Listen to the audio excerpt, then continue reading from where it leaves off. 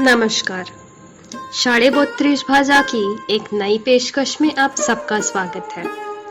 आज हम एक बेहतरीन और प्रसिद्ध लेखक सादत हसन मंटो की कहानी उल्लू का पट्टा पेश करने वाले हैं। मंटो का जन्म 11 मई 1912 में पंजाब में हुआ। उन्हें बचपन से ही थिएटर में बहुत रुचि थी। 1931 में उन्होंने हिंदू सभा कॉलेज में एडमिशन लिया और 1932 में जब क्रांतिकारी गतिविधियां अमृतसर में आम बात बन चुकी थी, मंटो ने उनमें भी दिलचस्पी लेनी शुरू कर दी। उनकी मुलाकात अब्दुल बरी से हुई, जो कि एक जर्नलिस्ट थे, और उन्होंने मंटो को विक्टर ह्यूगो और ऑस्कर वाइल्ड की कहानियां पढ़ने की सलाह दी। मंटो ने अपनी पहली किताब विक्टर ह्यूगो की the last days of the condemned का उर्दू अनुवाद करके की। अपनी 42 वर्ष की दीर्घ आयु में ही मंटो ने 270 अफसाने, 100 से ज्यादा ड्रामे और ढेर सारी फिल्मों की कहानियां भी लिखी। उन पर कई बार अश्लीलता का आरोप भी लगाया गया, क्योंकि वो वेश्याओं के बारे में लिखते थे और वो कहानियों में गाली का प्रयोग भी किया करते थे। मंटो ये मानते थे कि उनकी कहानियां समाज का आईना है और जिन्हें उनकी कहानी से ऐतराज है, उन्हें समाज से ही ऐतराज है। मंटो ना तो भारतीय थे और ना ही पाकिस्तानी, क्योंकि उनकी पहचान सिर्फ इंसानियत से जोड़ी जा सकती है। वो एक उम्दा लेखक थे जिन्होंने समाज की सच्चाई के कुछ पहलू हमारे सामने लाकर रखे थे। तो चलिए आज उन्हीं की एक कहानी उल्लू का पट्टा सुनते हैं।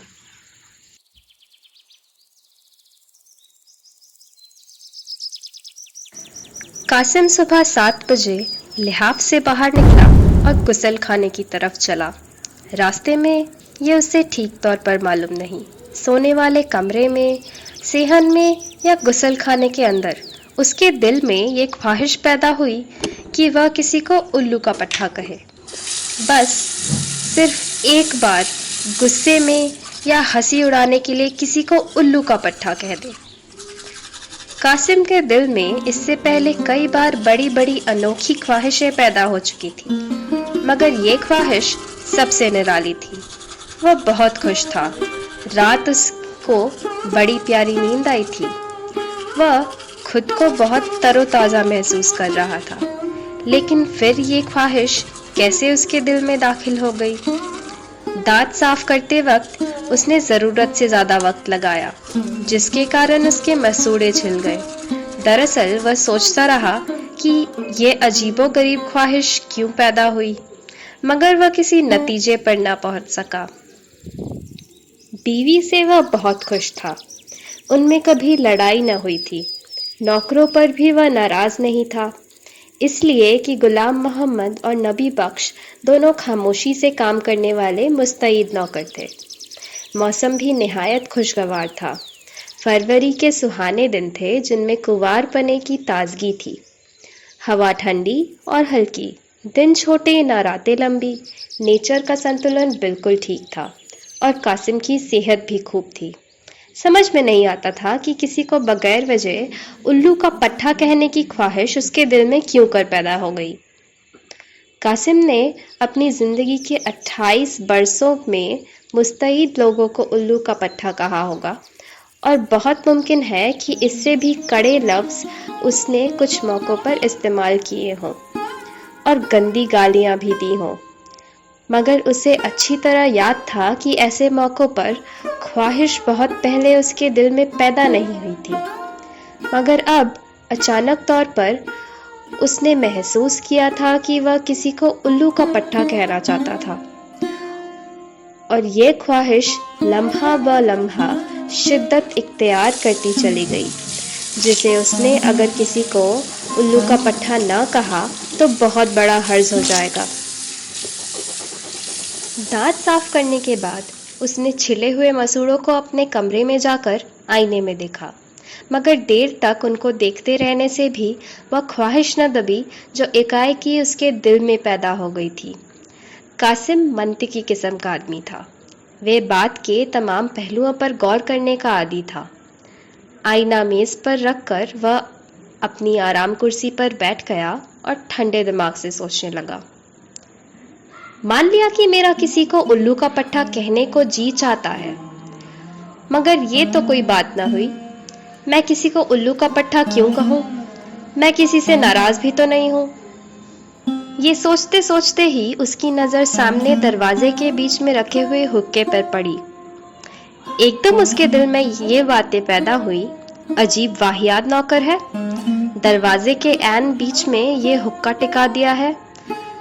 मैं अभी इस दरवाजे के अंदर आया हूं, अगर ठोकर से भरी हुई चिल्लम गिर पड़ती तो पायदान जो कि मूंज का बना हुआ है जलना शुरू हो जाता और साथ ही कालीन भी। उसके जी में आई कि गुलाम मोहम्मद को आवाज दे। जब वह भागा हुआ उसके सामने आ जाए तो वह भरे हुए हुक्के की तरफ इशारा करके उससे सिर्फ इतना कहे, तुम निरे उल्लू के पट्टे हो। मगर उसने बर्दाश्त किया और सोचा, यूं बिगड़ना अच्छा मालूम नहीं होता। अगर गुलाम मोहम्मद को अब बुलाकर उल्लू का पट्टा कह भी दिया तो वह बात पैदा न होगी और फिर उस बेचारे का कोई कसूर भी तो नहीं है। मैं दरवाजे के पास बैठकर ही तो हर रोज हुक्का पीता हूं। चुनाचे वह खुशी जो एक लम्हा के लिए कासिम के दिल में पैदा हुई थी कि उसने उल्लू का पट्टा कहने के लिए एक अच्छा मौका तलाश कर लिया, गायब हो गई। दफ्तर के वक्त में अभी काफी देर थी, पूरे 2 घंटे पड़े थे। दरवाजे के पास कुर्सी रखकर कासिम अपने दिनचर्या के मुताबिक बैठ गया और हुक्का पीने में मसरूफ हो गया। कुछ देर तक वह सोच विचार किए बगैर हुक्के का धुआं पीता रहा और धुएं के बिखराव को देखता रहा। लेकिन जूं ही वह हुक्के को छोड़कर कपड़े तब्दील करने के लिए साथ वाले कमरे में गया तो उसके दिल में वही ख्वाहिश नई ताजगी के साथ पैदा हुई। कासिम घबरा गया। भाई हद हो गई, उल्लू का पट्टा। मैं किसी को उल्लू का पट्टा क्यों कहूं? और मान लीजिए मैंने किसी को उल्लू का पट्टा कह भी दिया तो क्या होगा? कासिम दिल ही दिल में हंसा। वह ठीक दिमाग वाला आदमी था। उसे अच्छी तरह मालूम था कि यह ख्वाहिश जो उसके दिल में पैदा हुई है बिल्कुल बेहुदा और बगैर सिर पैर की है। लेकिन इसका क्या इलाज था कि दबाने पर वह और भी ज्यादा उभर आती थी। कासिम अच्छी तरह जानता था कि वह बगैर किसी वजह के उल्लू का पट्टा तो न कहेगा, चाहे यह ख्वाहिश सदियों तक उसके दिल में तिल मिलाती रहे। शायद इसी एहसास के कारण यह ख्वाहिश जब भटकी हुई चमगादड़ की तरह उसके रोशन दिल में चली आई थी, इस कदर तड़प रही थी। पतलून के बटन बंद करते वक्त जब उसने दिमागी परेशानी के बाइस ऊपर का बटन निचले काज में दाखिल कर दिया तो वह झल्ला उठा। भाई होगा, ये क्या बेहूदगी है? दीवानापन नहीं तो और क्या है? उल्लू का पट्टा कहो, उल्लू का पट्टा कहो, और ये पतलून के सारे बटन मुझे फिर से बंद करने पड़ेंगे। लिबास पहनकर वह मेज पर आ बैठा। उसकी बीवी ने चाय बनाकर प्याली के सामने रख दी और टोस्ट पर मक्खन लगाना शुरू कर दिया। रोजाना मामूल की तरह हर चीज ठीक ठाक थी। टोस्ट इतने अच्छे सिके हुए थे कि बिस्किट की तरह कुरकुरे थे और डबल रोटी भी आला किस्म की थी। खमीर में से खुशबू आ रही थी। मक्खन भी साफ था। चाय की केतली बेदाग थी। उसकी की हत्थी के एक एक कोने पर कासिम हर रोज मैल देखा करता था, मगर आज वह धब्बा भी नहीं था। उसने चाय का एक घूंट पिया। उसकी तबीयत खुश हो गई। खालिस दार्जिलिंग की चाय थी जिसकी महक पानी में बरकरार थी। दूध की मात्रा भी सही थी। कासिम ने खुश होकर अपनी बीवी से कहा, आज चाय का रंग बहुत ही प्यारा है और बड़े सलीके से बनाई गई है। बीवी तारीफ सुनकर खुश हुई, मगर उसने मुंह बनाकर एक अदा से कहा, जी हाँ, बस इत्तेफाक से अच्छी बन गई है, वरना हर रोज तो आपको नीम घोल के पिलाई जाती है। मुझे सलीका कहाँ आता है? सलीके वालियां तो वह मुई होटल की छोकरियां हैं जिनके आप हर वक्त गुण गाया करते हैं। ये तकरीर सुनकर कासिम की तबीयत बोझिल हो गई। एक लम्हा के लिए उसके जी में आई कि चाय की प्याली मेज पर उलेट दे और वह नीम जो उसने अपने बच्चे کی فنسیاں دھونے کے لیے غلام محمد سے منگوائی تھی اور سامنے بڑے تاقچے میں پڑی تھی، کھول کر پی لے، مگر اس نے عقل سے کام لیا۔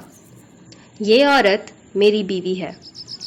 اس میں کوئی شک نہیں کہ اس کی بات بہت ہی بھونڈی ہے، مگر ہندوستان میں سب لڑکیاں بیوی بن کر ایسی بھونڈی باتیں ہی کرتی ہیں، اور بیوی بننے سے پہلے اپنے گھروں میں وہ اپنی ماؤں سے کیسی باتیں سنتی ہیں، بالکل ایسی ادنا قسم کی باتیں، اور اس کی وجہ صرف یہ ہے کہ عورتوں کو نارمل زندگی میں اپنی حیثیت کی خبر ہی نہیں۔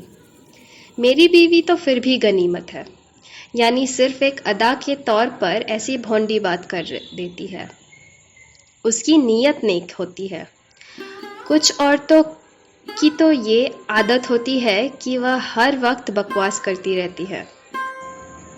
یہ سوچ کر قاسم نے اپنی نگاہیں اس تاقچے سے ہٹا لی جس میں نیم کے پتے دھوپ میں سوکھ رہے تھے، اور بات کا رخ بدل دیا، اور اس نے مسکراتے ہوئے کہا، دیکھو، آج نیم کے پانی سے بچے کی ٹانگیں ضرور دھو دینا، نیم زخموں کے لیے بڑی اچھی ہوتی ہے، اور دیکھو تم موسمیوں کا رس ضرور پیا کرو، میں دفتر سے لوٹتے ہوئے 1 درجن اور لے آؤں گا، یہ رس تمہاری صحت کے لیے بہت ضروری ہے۔ بیوی مسکرا دی، آپ کو تو بس ہر وقت میری ہی صحت کا خیال رہتا ہے، اچھی بھلی تو ہوں، کھاتی ہوں، پیتی ہوں، دوڑتی ہوں، بھاگتی ہوں۔ میں نے جو آپ کے لیے بادام منگوا کے رکھے ہیں، بھائی آج 10-20 آپ کی جیب میں ڈالے بغیر نہ رہوں گی، لیکن دفتر میں کہیں بانٹ نہ دیجیے گا۔ قاسم خوش ہو گیا کہ چلو، موسمیوں کے رس اور باداموں نے اس کی بیوی کے بناوٹی غصے کو دور کر دیا، اور یہ مرحلہ آسانی سے طے ہو گیا۔ دراصل قاسم ایسے مرحلوں کو آسانی کے ساتھ ان طریقوں سے ہی طے کیا کرتا تھا جو اس نے پڑوس کے پرانے شہروں سے سیکھے تھے، اور اپنے گھر کے ماحول کے مطابق ان میں تھوڑا بہت رد و بدل کر لیا تھا۔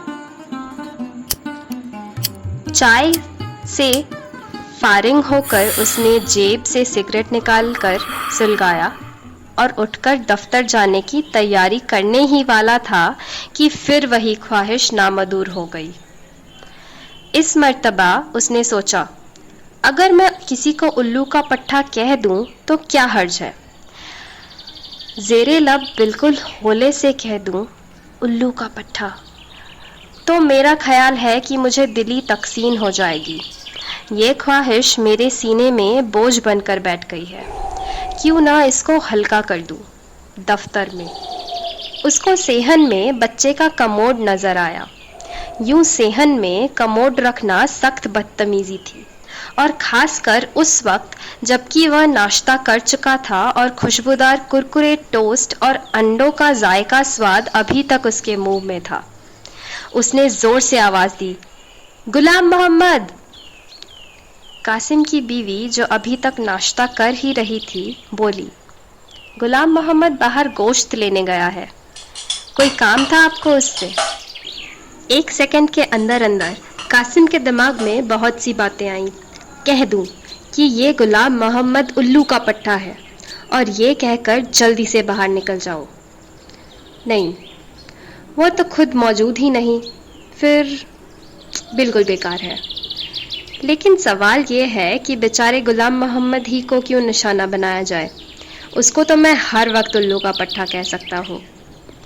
قاسم نے عجلہ سگریٹ گرا دیا اور بیوی سے کہا، کچھ نہیں، میں اس سے یہ کہنا چاہتا تھا کہ دفتر میں میرا کھانا بے شک 1:30 بجے لے آیا کرے، تمہیں کھانا جلدی بھیجنے میں بہت تکلیف کرنی پڑتی ہے۔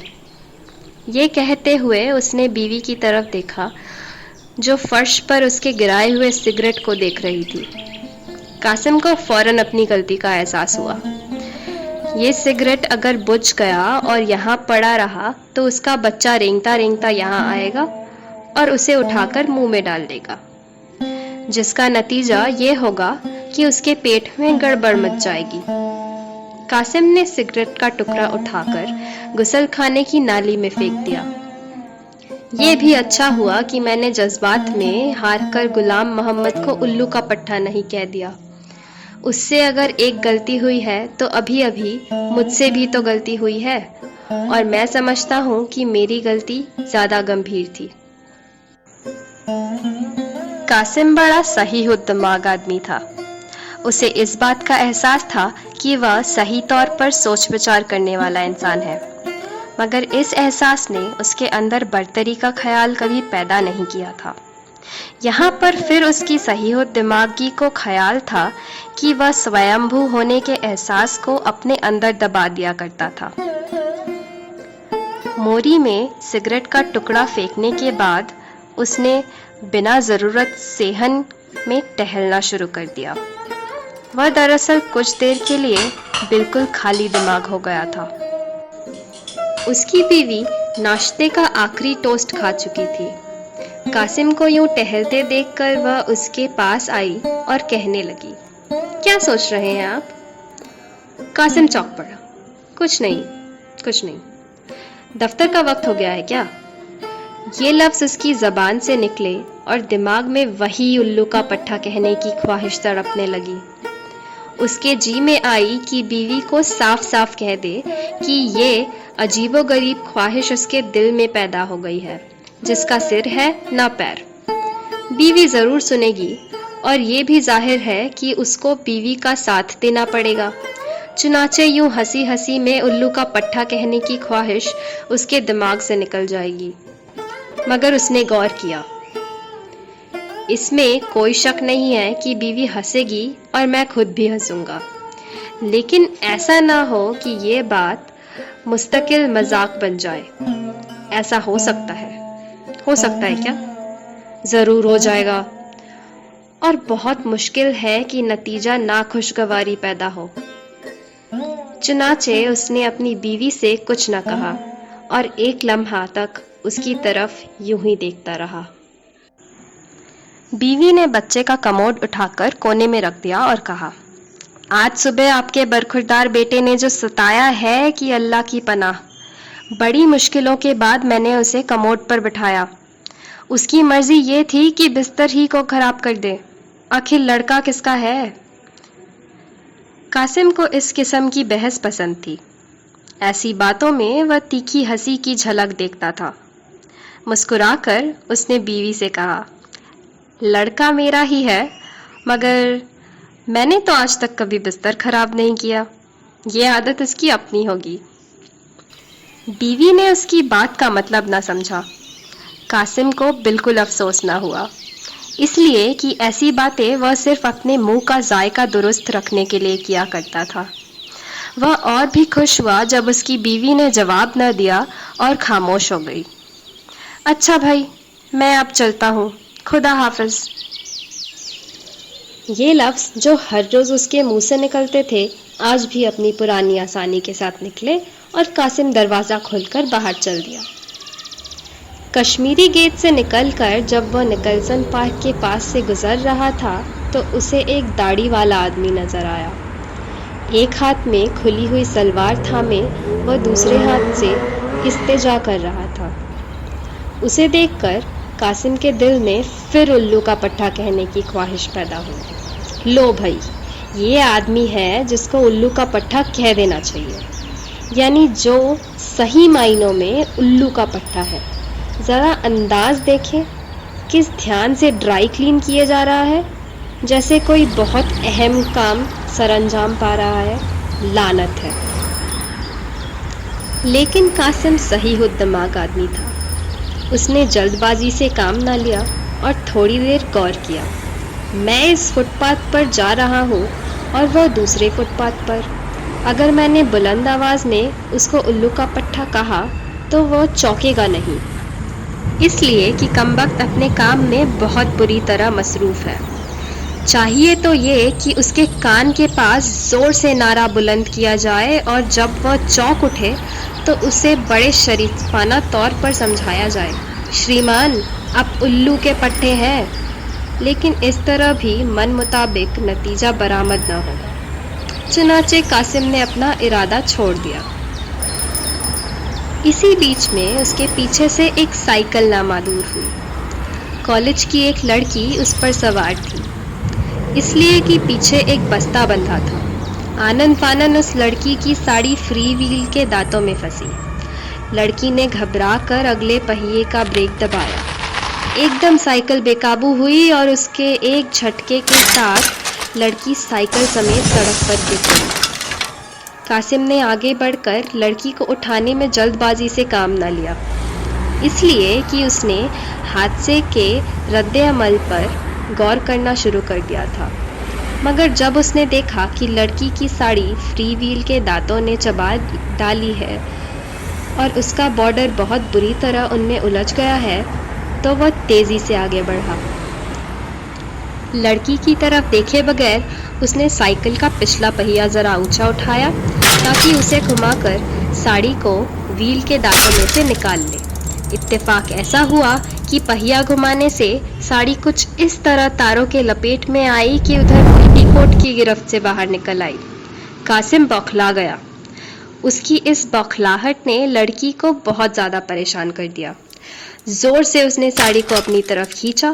فری ویل کے دانتوں میں ایک ٹکڑا اڑا رہ گیا اور ساڑی باہر نکل آئی۔ لڑکی کا رنگ لال ہو گیا۔ قاسم کی طرف اس نے غضبناک نگاہوں سے دیکھا اور بھچے ہوئے لہجے میں کہا، الو کا پٹھا۔ ممکن ہے کچھ دیر لگی ہو، مگر قاسم نے ایسا محسوس کیا کہ لڑکی نے جھٹپٹ نہ جانے اپنی ساڑی کو کیا کیا اور ایک دم سائیکل پر سوار ہو کر یہ جا وہ جا نظروں سے غائب ہو گئی۔ قاسم کو لڑکی کی گالی سن کر بہت دکھ ہوا، خاص کر اس لیے کہ وہ یہی گالی خود کسی اور کو دینا چاہتا تھا، مگر وہ بہت صحیح دماغ آدمی تھا۔ ٹھنڈے دل سے اس نے حادثے پر غور کیا اور اس لڑکی کو معاف کر دیا۔ اس کو معاف ہی کرنا پڑے گا، اس لیے کہ اس کے سوا اور کوئی چارہ ہی نہیں۔ عورتوں کو سمجھنا بہت مشکل کام ہے، اور ان عورتوں کو سمجھنا تو اور بھی مشکل ہو جاتا ہے جو سائیکل پر سے گری ہو۔ لیکن میری سمجھ میں یہ نہیں آتا کہ اس نے اپنی لمبی جراب میں اوپر ران کے پاس 3-4 کاغذ کیوں اڑس رکھے تھے۔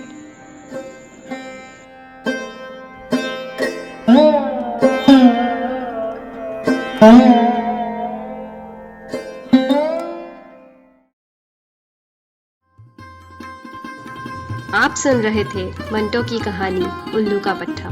اگر آپ کو ہماری پیشکش پسند آئی ہو تو لائک، شیئر اور سبسکرائب کرنا نہ بھولیں۔